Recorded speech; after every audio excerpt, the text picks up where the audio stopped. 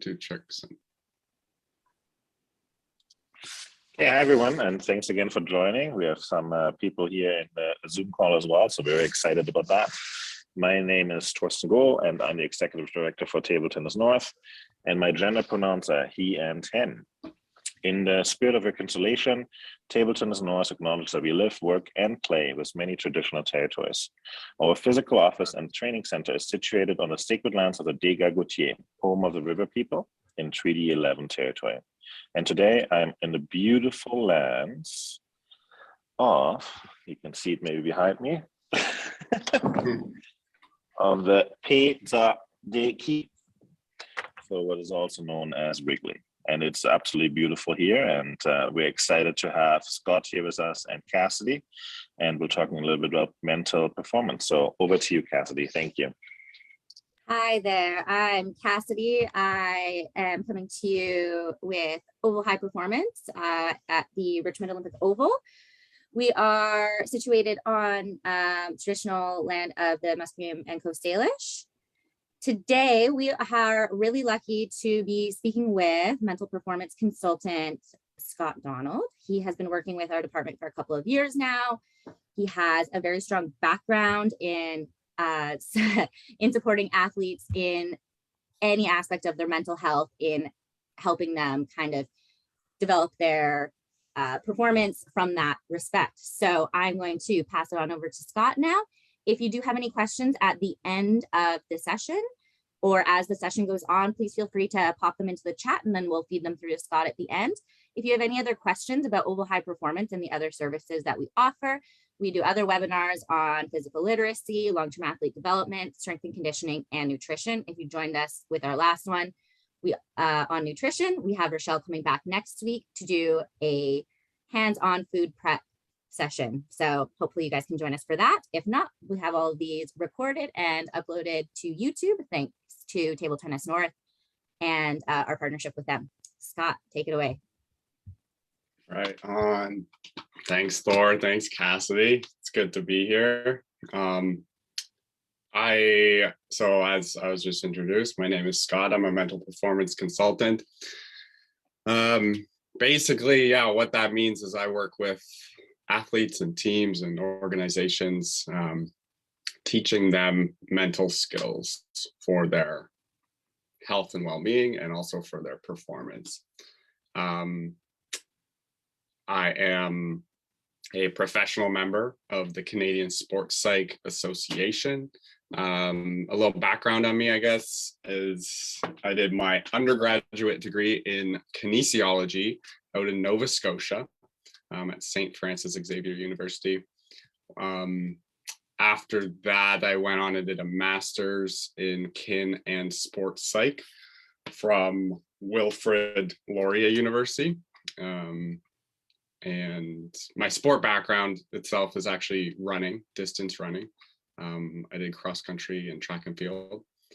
And yeah, for the past, I don't know, number of years, 3-4 years, I've been out west here in Vancouver working with athletes from a bunch of different backgrounds, you know, working with different teams through the Olympic Oval, of course, you know, with Cassidy and our team there. Curl BC, BC speed skating, working with Douglas College. And actually I got the chance, it was really cool just this past Sunday to run a very similar session as I'll have here with you today for Snowboard Canada Snowboard. And so, yeah, I'm kind of all across the map, also working with some esports athletes lately. So I'm happy to be back working with Table Tennis North and the coaches that are on here today. Super exciting, the opportunity that we have here to kind of up-level coaches and everyone who's tuning in here today. I just want to say right off the bat, I like to make my, I guess, sessions or workshops as interactive as possible, discussion based. So if you can have like access to the chat or your microphone, or even have a camera on like Cassidy's got there, it'd be awesome to see a couple faces, just so I'm not speaking directly to a blank screen here. It can make it tough. Thank you so much. I appreciate that. Welcome. So actually I was gonna run this. Maybe we could do this because we've got a small group here. So I'm gonna ask you actually on whatever device you have, a phone, whatever, you're on a computer or something, I'm gonna ask you to go to menti.com. I love to use this program just as a way to kind of get to know who's here right now. If you're watching this on a live stream, if you're on Facebook or YouTube, please, you can tune into this as well. Go on Menti and type in this code. And then you'll have the opportunity to respond to a few questions that I've got for you. So I'm gonna switch my screen over here. I'll bring this code back up in a moment. I'm gonna stop sharing that. And see if I can get this right.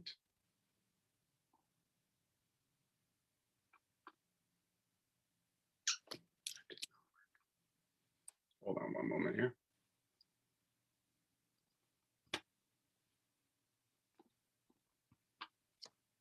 Okay. Where are we?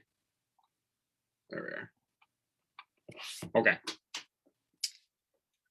So the type in that code there, 62244900. Someone's already figured out if you click the little heart, you can interact with the presentation. That's cool. Yeah, nice. Okay. So first question for you. What's your role within your organization? Just want to get, oh, you're already on top. Just want to get, I guess that was a little slow for me. A little idea of who's here. Program coordinator, coach, athlete, administrator. Okay, we're kind of all over the map here. Right on. And we've got, yeah, that's pretty much the 4 that are in this call right now. TSO president. Okay. Okay, right on. How old are the athletes that you're working with or who are part of kind of your program or you coach?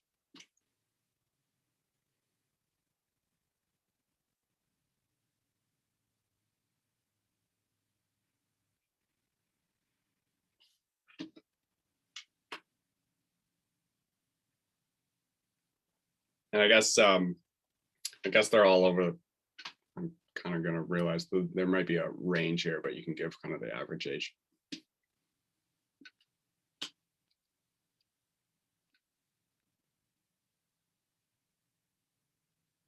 You can always toss in the chat if you do have a big range. That'd be cool to know too.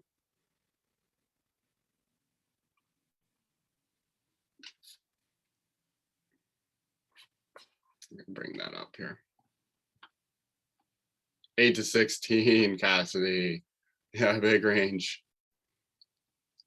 Okay, so around 10 years old, but obviously like a little between. So yeah, maybe we'll just go 8 to 16 range is probably around where we're at. It's good to know. Okay. How big of a role does mindset play in high performance sport, do you think? From 0 to 100%. How important is it?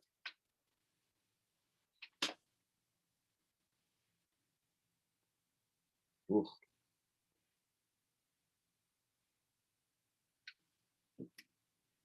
Someone's saying, hey, it's basically everything. Couple people. Interesting. We'll wait for the last response if there's another one that comes in here.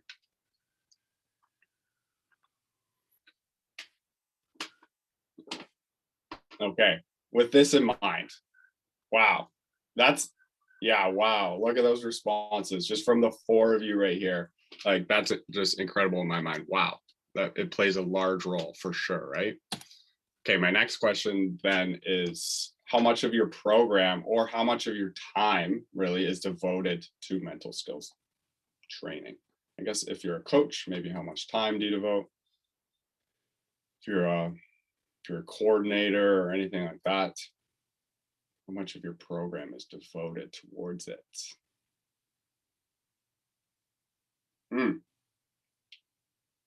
Okay. There's a discrepancy here, right? we're saying, mindset is up to, I don't know what that was, 80, 90+%. In terms of importance, there's the 4 responses there. And we're looking at, okay, we're spending 15% of our time on this.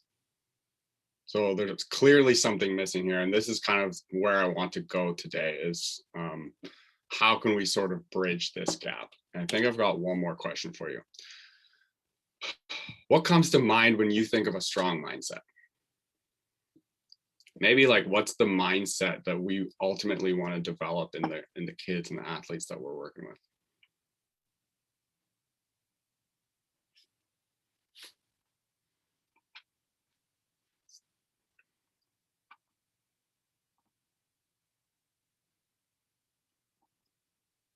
Confidence, perseverance,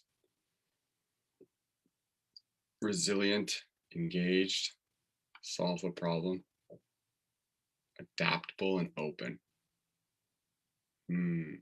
Okay. Yeah, like professional. A lot of different definitions going on here.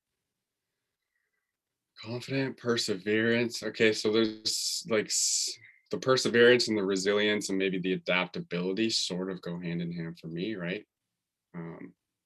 Maybe being able to stick with it, hard work, nice.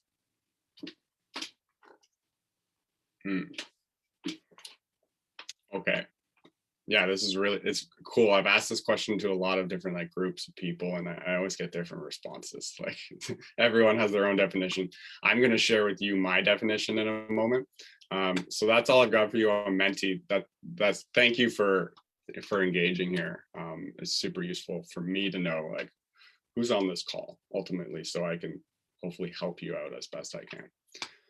So I'm going to stop sharing Menti here. You can close that down wherever you have it open. I'm going to bring back my slides here, if I can.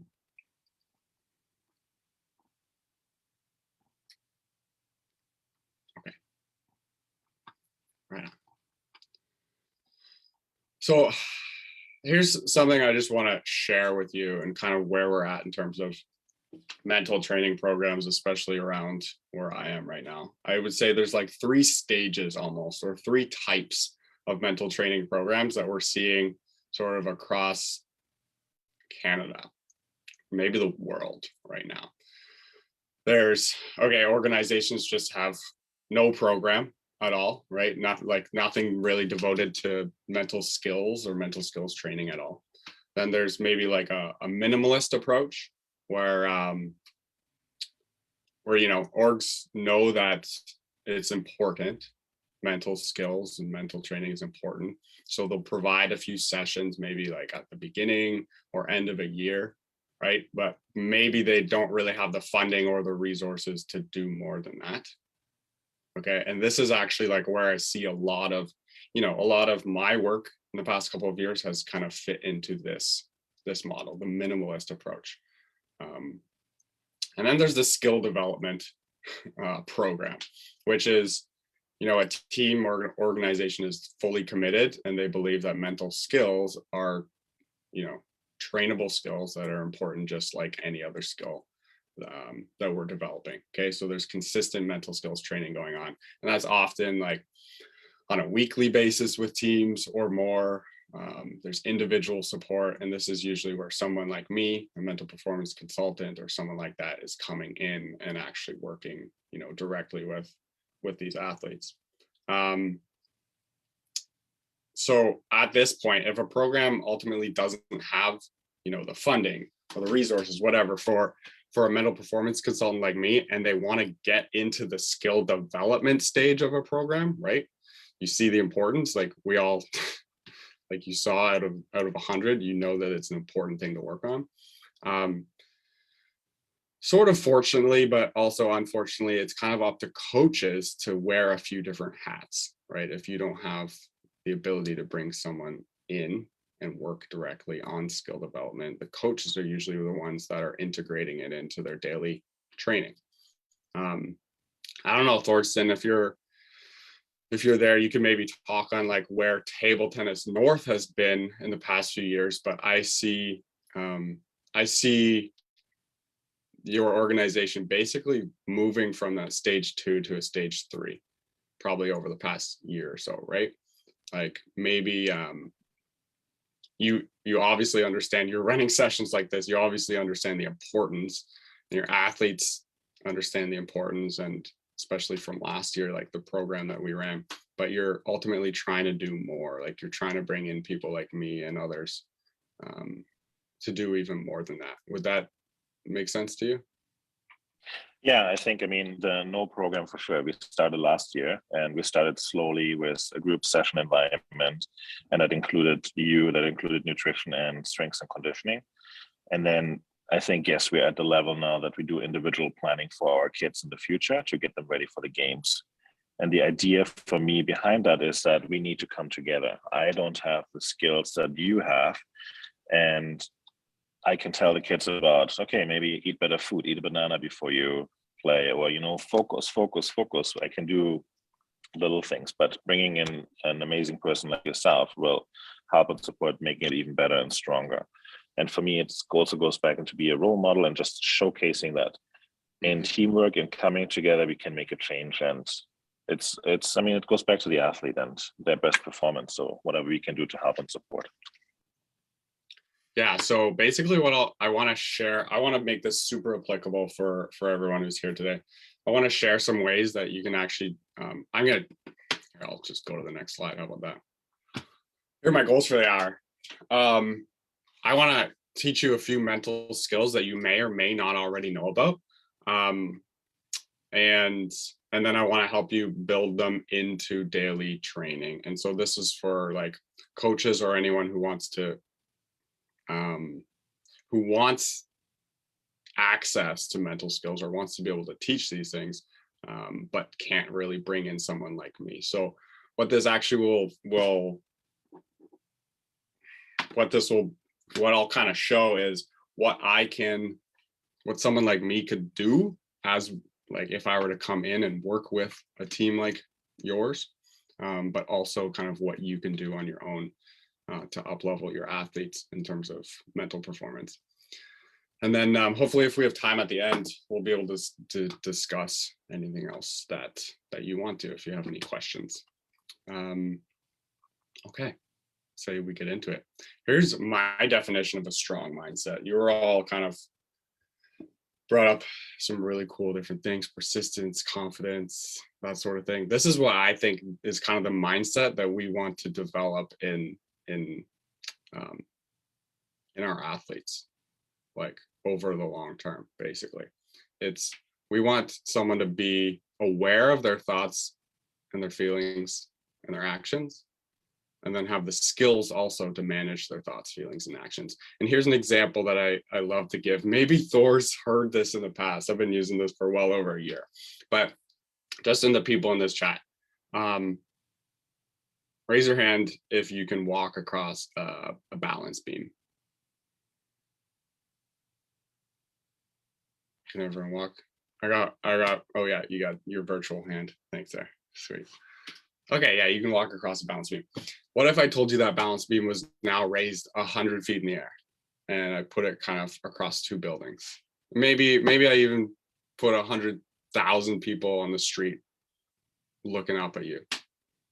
Can you walk across that balance beam now? Raise your hand if you can. Cassie, I don't know if you're like, no, you're okay. So what's the difference there? Why did everyone raise their hand and then nobody raised their hand the second time? What changed? A lot. A lot? Yeah, like what's one thing? Thor?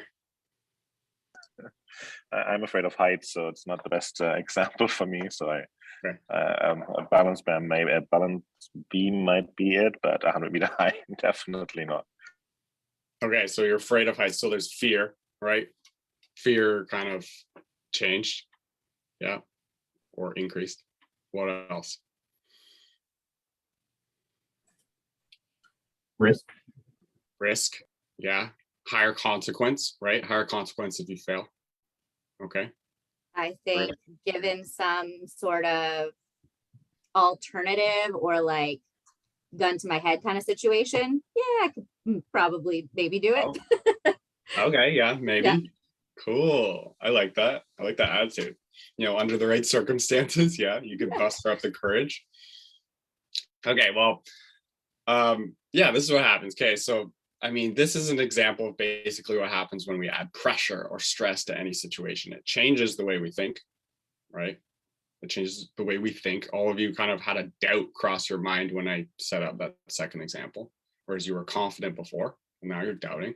Changes the way you feel. There's more fear, maybe nerves, anxiety, right? And it changes ultimately the way you're going to act. Maybe you're going to not do it at all, not walk across the beam at all. Maybe you'll go a little bit more slowly. Okay. So when we do anything difficult, so anything really in sport, in social settings, right? Under pressure, whatever, our thoughts, our feelings, and our actions change. So we need the skills, athletes need the skills, everyone ultimately needs the skills to notice when your thoughts and feelings and actions are changing, and you need the skills to be able to manage them, manage yourself, right? So this is what I think is like adaptability, mental flexibility, adaptability, like somebody said, or a few of you even said kind of in one of those opening questions. The ability to adapt to challenges as they arise. And so this is important for young children, like 6 years old, 8 years old, up to younger adults, 16, 18-year-olds, and honestly, above, like everyone else. So the awareness piece is going to come first. And then as building skills, particularly mental skills, to be able to manage our thoughts, feelings, and actions. So this is what we're trying to teach. So I want to give you some tools here that you could use, or you could give to coaches you're working with, or athletes you're working with, whoever, so that you can kind of build, I guess mental skills, but particularly awareness and skills into whatever you're doing. So has anyone seen this before? Yeah, this is like a classic sports psych image. This is the Yurk's Dodson curve. Okay. Basically this says that performance increases with physical or mental activation, but only up to a certain point. So as you can see, you've got this performance from low to high on the left, activation, so energy, intensity, whatever, nervousness, anything that is, on the bottom. Performance is going to rise to a certain point, and then if we have too much activation, it's going to fall. Okay. Now, under any sort of difficulty, pressure, stress, this is usually what happens. We kind of get overactivated. We get into this zone. Now, if we're starting by building awareness in our athletes, this is a great tool that we can use. On a scale of 1 to 10, how anxious or nervous do you feel right now? For kids, on a scale of 1 to 10, how excited are you right now? And they might say, I'm at an 8 out of 10. Okay, well, where do you want to be on a scale of 1 to 10 to perform your best? I want to be at a 6. Okay, how can we get you there? So it's awareness of when you're in these situations, maybe how you're feeling, things you're thinking about, things you're doing, and then using skills to bring us back down into a 4, 5, 6 range, okay, into our ideal performance zone. So yeah, this is what I want to go over in the next few minutes now, is what are the skills that we can use once we identify we're kind of in this range that is not necessarily ideal. What are the skills that we can use to get back here into this blue range? Boom, skills to manage thoughts, feelings, and actions. I want to give you 3 very simple tools. Some you might already know. If you've been around the sport world, you might already use in your coaching, in your work, whatever. Hopefully I can provide a few different perspectives on some of these tools, and maybe we can learn something that we can implement. I'm going to start with mindfulness, because I think mindfulness as a mental skill is like the most foundational. Yeah. Like by nature, it builds our awareness of our thoughts, feelings, actions. And I think this awareness will feed into every other mental skill. Mindfulness also is the practice of being in the present moment, which is where high performance lives. I think that's where mental health thrives, is in the present moment. So many mental health issues are based on the fact that, you know, our mind is kind of stuck in the past or in the future. And if we can stay present or learn the skills we need to stay present, it can, you know, our mental health can flourish and our performance can flourish. So who here has heard mindfulness before, knows what mindfulness is? Yeah, we're good. Yeah, cool. I'm just going to give a quick definition. Purposeful attention in the present moment and non-judgmental. Non-judgmental really meaning, you know, acceptance of whatever is going on. Okay. Someone share in the chat or unmute yourself. I wonder, what is like your biggest mental barrier in life as a human being? What do you think is one of your biggest mental barriers?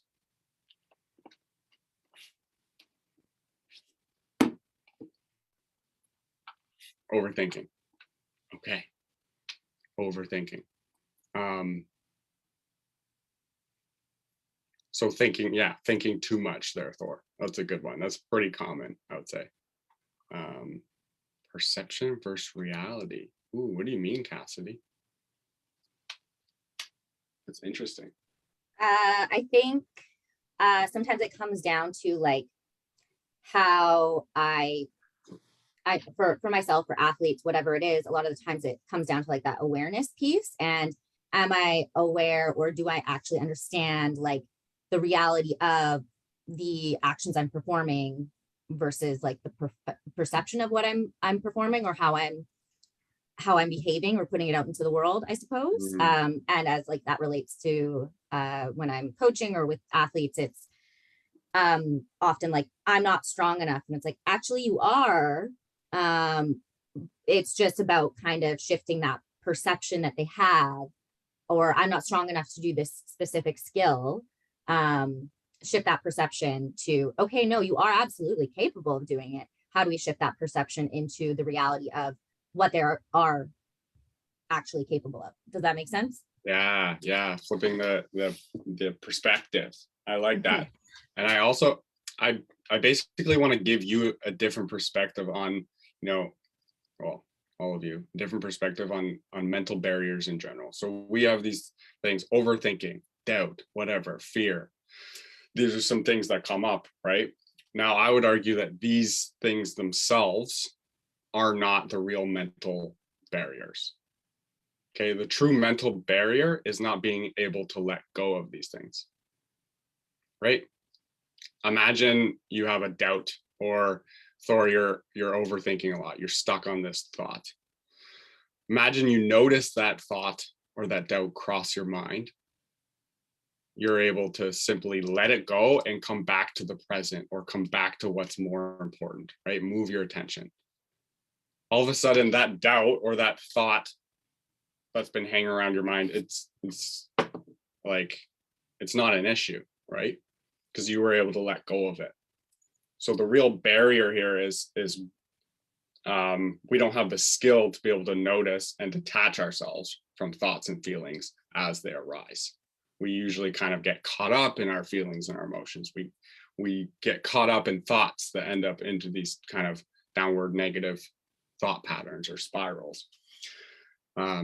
So mindfulness really is this skill of being able to notice and let go and refocus on the present moment. Now, I think this is incredible, because so I was working with an esports athlete last week. We were talking about very similar things. I was introducing mindfulness to him, and I actually had him do a short practice, which I think we'll do in a moment here. It's just focusing on the breath. And I had him do that. I said, okay, for a minute, just focus on the breath. Notice if your mind wanders. If it wanders, come back to the breath. In under 30 seconds, he was closing his eyes. He opened his eyes, And he said, wow, that's hard. And then we talked, and his mind had wandered a few times within 30 seconds. And I thought, isn't that absurd that we expect athletes to be locked in and focused, in this guy's case, for 15 to 20 minutes at a time? In different sports, it's different, but for several minutes at a time, for sure. Yet when we actually kind of think about it, they find it really difficult to be focused and locked in even for 30 seconds without a distracting thought. And we don't give them the skills to be able to improve this. I just think that's quite interesting. Okay, so I want to go through a few mindfulness skills with you right now. Who here has practiced mindfulness in any capacity? Yeah, okay. Regularly? We've got one yes, one sort of, and then I don't know about the other two. Oh, Thor, regularly? Yeah, of course, every day. Oh, heck yeah. Okay. So I want to give you three simple things that you can implement kind of with athletes into your programs. First, like I was just saying, it's a focus on the breath, right? Let's actually do a little practice together, because I think this has a huge impact when you can experience it firsthand.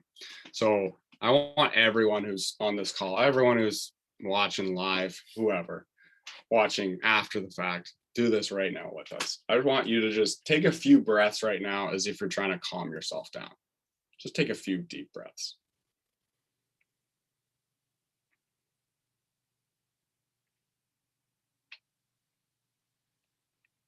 Now I want you to close your eyes and let your breathing return back to a normal rhythm.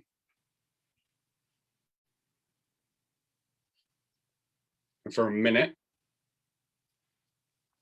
I just want you to tune into the sensation of your breath, wherever you feel it. Maybe it's in your chest, your diaphragm, your nose. Every time your mind wanders away from this focus point, I just want you to count it. You're going to stay focused for a minute. Just count how many times your mind drifts off.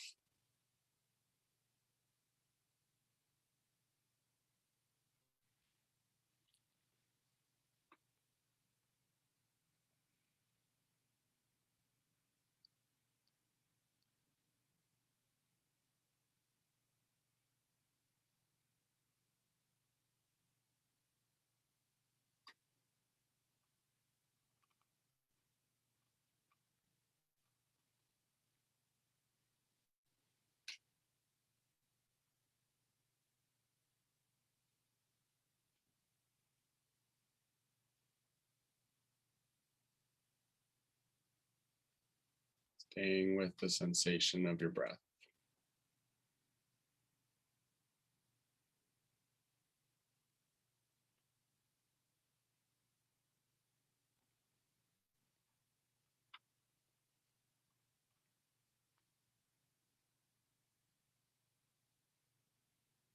Now just letting any focus go, and you can come back to me. Okay. Whose mind wandered? Everyone. Okay. Whose mind wandered more than 3 times? Okay. More than 5 times? Okay. Good for you. Oh, yeah, maybe. Okay. So everyone's mind wandered. Natural, right? The mind, the brain is designed to think about stuff. It's designed to think about and learn from the past. It's designed to plan for the future. Is almost designed to not be right here, right now. So that's totally normal that our minds wandered. Again, though, thinking back to that esports athlete or any athlete, we're kind of expecting to stay focused for a long period of time. It's not easy to do, and thoughts are always going to cross our mind. So I put this anchor here on this slide because I like to think that the breath is like an anchor for the present moment, something you can always come back to, as well as 2 other exercises or two other practices that we can implement into our daily training. And that's the 5 senses. Okay, these are also anchors for the present moment. A way I like to explain this too is like, if you're driving a car, you can't go from reverse into drive without first going into neutral, right? Neutral is in between. Same is true with your mind. Okay, it's really tough to just go from, you know, overthinking or negative thinking or doubt or fear right into positive thinking. We need a neutral thought first. And so coming into the present moment and using the breath or the senses as our neutral mind is a great way to shift gears and kind of allow us to move forward into where we want to place our focus. So with kids, I mean, getting them to pay attention or just reset their mind between drills or games or whatever. These are great practices. The body scan is the last big one.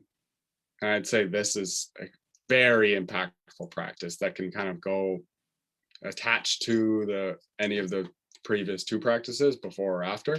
A body scan, which is just being aware of the physical sensations in your body, right?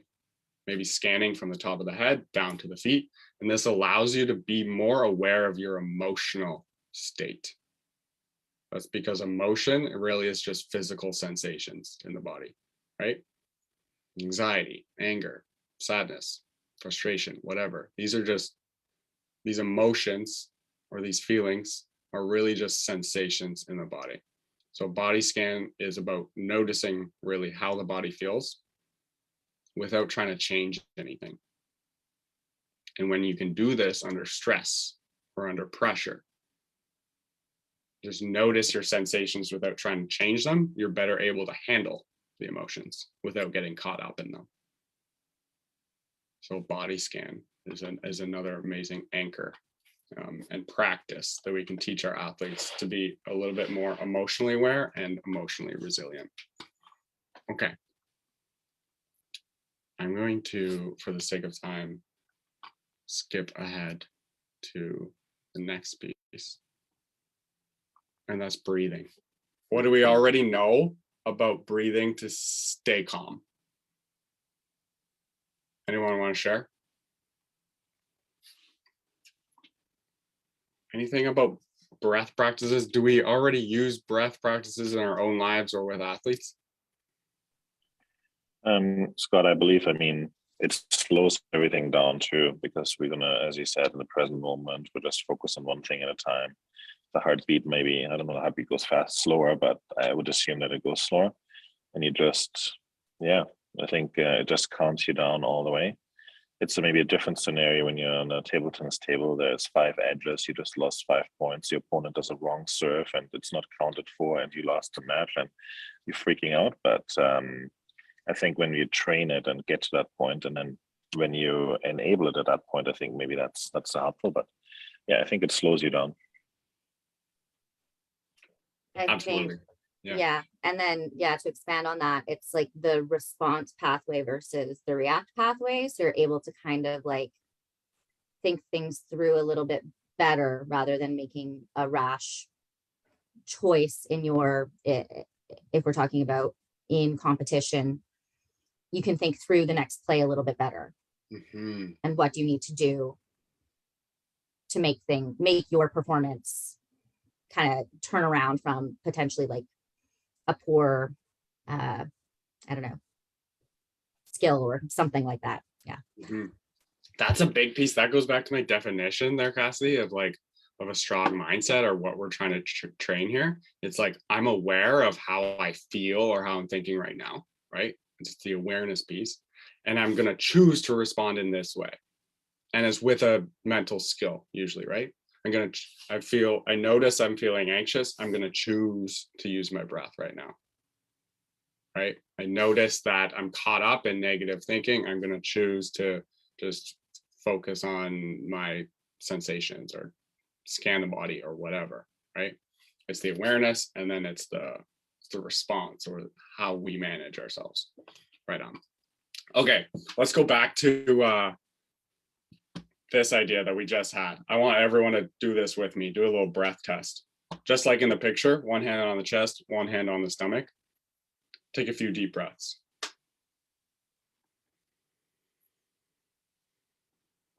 I want you to just notice which hand is moving more.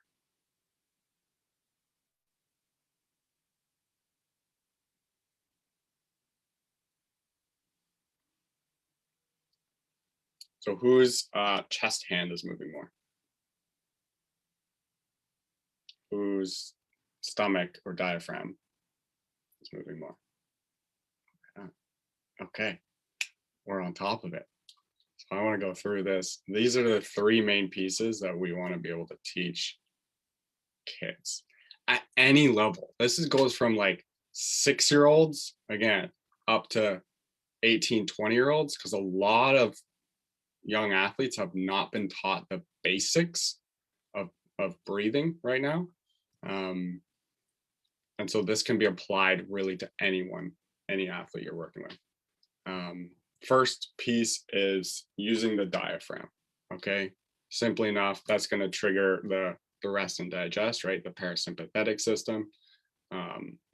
Babies naturally breathe with their diaphragm, right? But we have gone through some stuff. We've gone through some stressful stuff, and that causes us to take these shallow, short upper chest breaths, right? Okay, so we want to make the breath really low in our diaphragm. Number 2, use the nose. We want to inhale through the nose. You've probably heard like in through the nose, out through the mouth. That's a really nice way to calm yourself down quickly in the present. But the mouth is built for eating. The nose is built for breathing. Okay, the nose is like this filtration system. It's a conditioner. It warms the air so that the body can more readily use the oxygen. Okay, so we want to breathe in through the nose. Last one, to calm ourselves down, like Thor said, we want to slow down the breath. Okay, and when we can make the exhale about 6 or 7 seconds long, especially if we can make it longer than the inhale, that's going to calm ourselves down really quickly. So these are the 3 big pieces I think we want to be teaching athletes at any level or any developmental stage is low, slow, and nose. Almost rhymes. It almost rhymes. Doesn't rhyme because I made that up. Low, slow, and nose. Okay, right on. So remember, we're managing our thoughts, our feelings, and our actions. And I've sort of given you tools already to manage thoughts, right, with mindfulness, although mindfulness can also apply to accepting and managing our feelings. But mindfulness is a great tool to manage our thoughts. Breathing, one of the best tools, I'd say, to manage our physical sensations. And now I want to show you a really cool practice to manage our actions. And this is one that I use daily that I don't think gets talked about very much. It's intentions. Okay? Intentions describe how you want to perform. They describe how you want to show up, the type of person you want to be. And they lead to clear actions that align with that type of person that you want to be. Okay? Now, intentions are where we want to place our focus or place our attention. So we're focused on the process rather than the result. Okay? The result obviously tends to cause stress, anxiety, pressure, right? But then, especially at younger ages, we don't want to be focused on the result when we're practicing or when we're playing. We want to be focused on how are you going to show up today, right? So here's an example of this. As you can see, my little intention to action to result. Well, first I'll just say intentions are almost synonymous with values. I just think they're kind of more sport related. Like we have personal values about how we want to be in this world, and they lead to our actions, and hopefully they lead to, the result that we want. So I have like 3 values or 3 intentions I usually tune into when I come and do a session or a workshop or whatever with people just like you.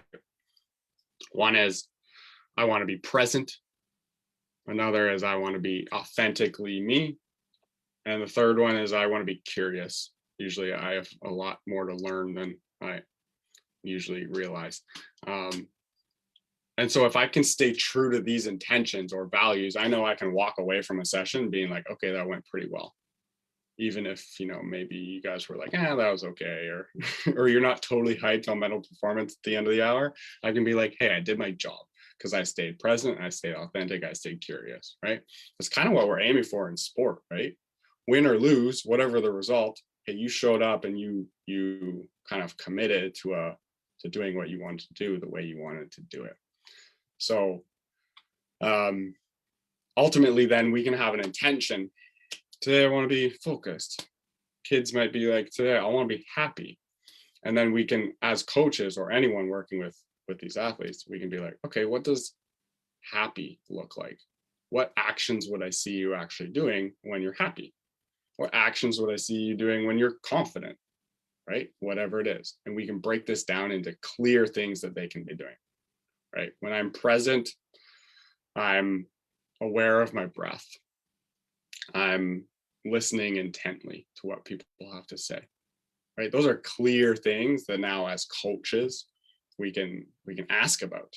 We can ask about to help build awareness for the athlete. Okay, are you showing up the way you want to show up? I've done this with, the volleyball team, a women's volleyball team I work with. And they set these team intentions. Okay, in the provincial championship, we want to be gritty and we want to have confidence in one another. Okay, well, what does that mean? Well, gritty means we want to be pursuing every ball, right? We don't want to be timid.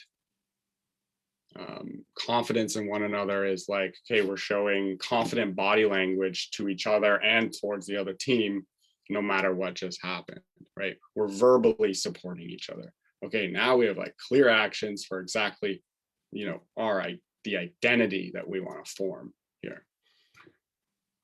So essentially intentions, just they help us focus on the right things. So we're not necessarily just focused on the result. They help us focus on how we want to show up.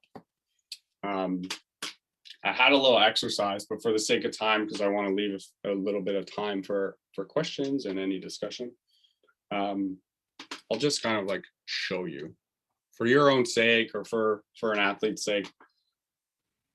These are just a few kind of questions you can use to start to build your own intentions. So you don't have to do this right now, but what type of person do I want to be under pressure or in difficult times?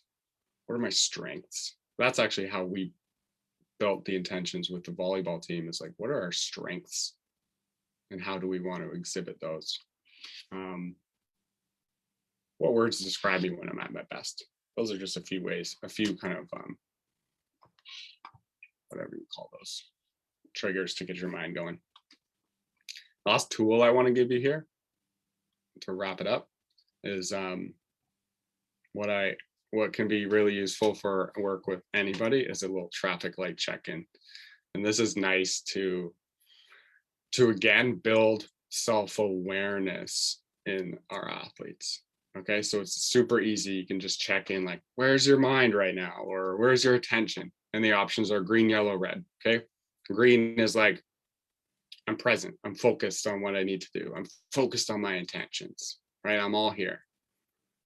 Yellow is like, okay, my focus is on training or the game or whatever, but it's not really on the right things. Maybe I'm thinking about other people, or I'm still dwelling on that past point, whatever it is.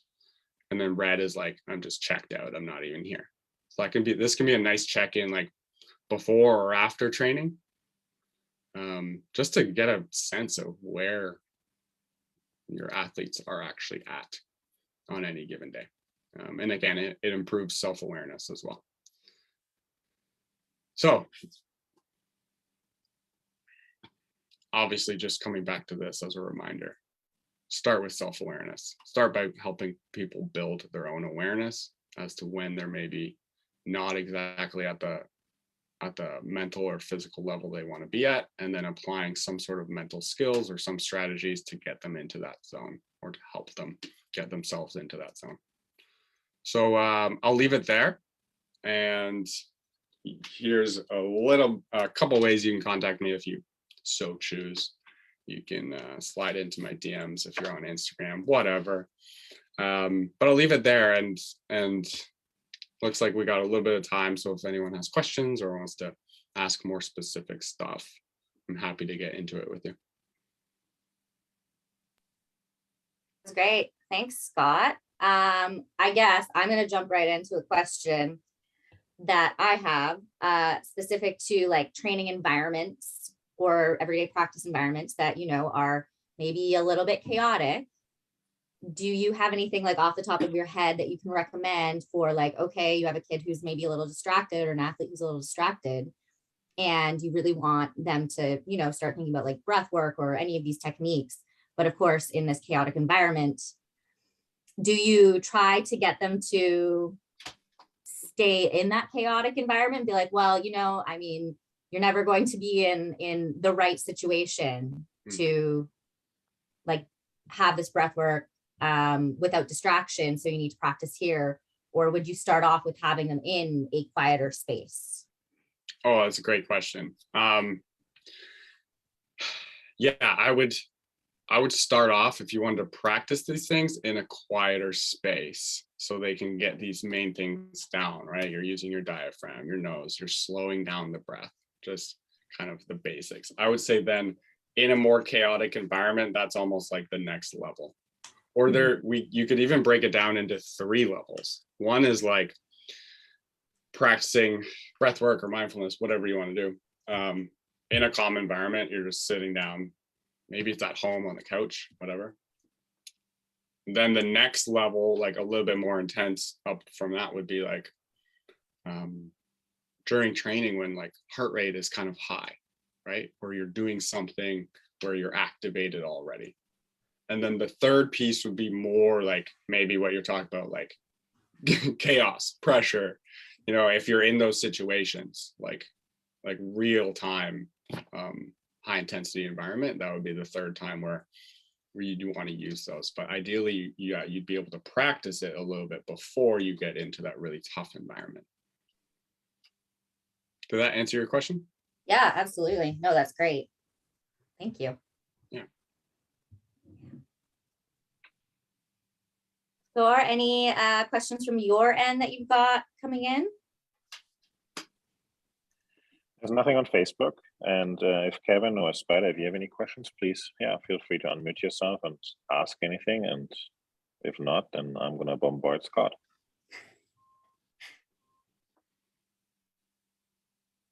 Thanks for, I appreciate just everyone on this call, like putting your cameras on and participating and everything. It definitely made it a lot easier for me. So I appreciate that. Yeah, even with the spotty internet and small communities in the Northwest Territories. So, and Scott and I, we have a history of that, because I think I tried it once in Samba Cay in the middle of the lake, and my internet went in and out and in and out. Yeah. Person was like standing on a lake in the winter, and his internet didn't work. Surprise, surprise. I think, like Scott, what are you looking forward to working with our kids?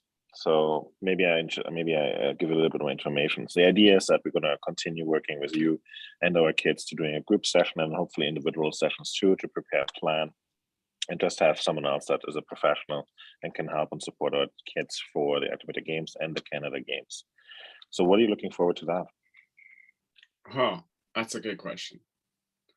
I just love, I mean, this is probably what a lot of us get out of sport, but just seeing the progress over time, like when you can work on skills over a period of time, which again, in the mental performance world, I'm not always, able to get those opportunities. So that's what I would say. You're working on a skill like mindfulness, or, I mean, there's some things we didn't even talk about today, but I'll get into 2 weeks from now when I do another one of these.